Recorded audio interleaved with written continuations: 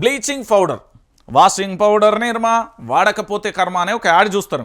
ఈరోజు తెలంగాణ రాష్ట్ర వ్యాప్తంగా కూడా బ్లీచింగ్ పౌడర్కు పైసలు లేవట.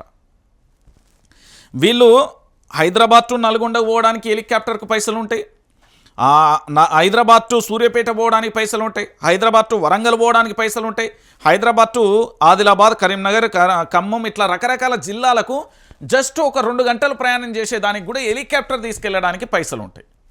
కానీ ఇక్కడ పూర్తి స్థాయిలో కూడా మంచినీటి ట్యాంకులు కడగలేని దుస్థితికి వచ్చింది.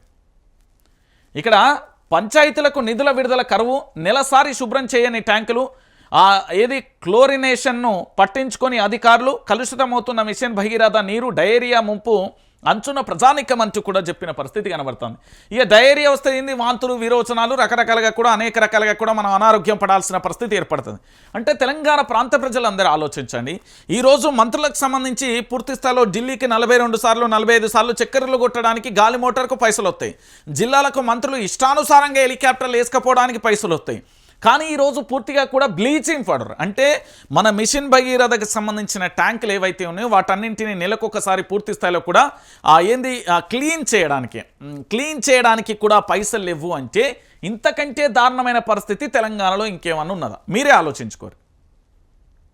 తెలంగాణ ప్రాంత ప్రజలారా, ఇంతకంటే దారుణమైన పరిస్థితి ఇంకేమన్నా ఉన్నదా?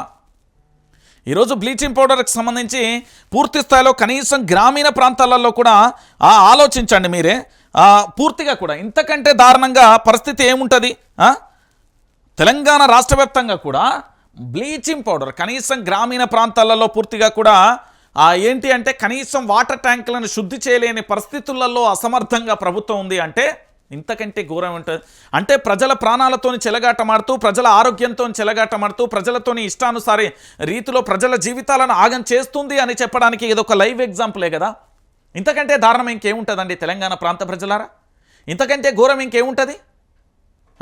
ఈరోజు ఈ తెలంగాణ రాష్ట్ర వ్యాప్తంగా కనీసం వాటర్ ట్యాంకులు కడగలేని దుస్థితులలో ప్రభుత్వం ఉంది అంటే ఎంత ఘోరమైన పరిపాలన ఉందో మీరే ఆలోచించరు.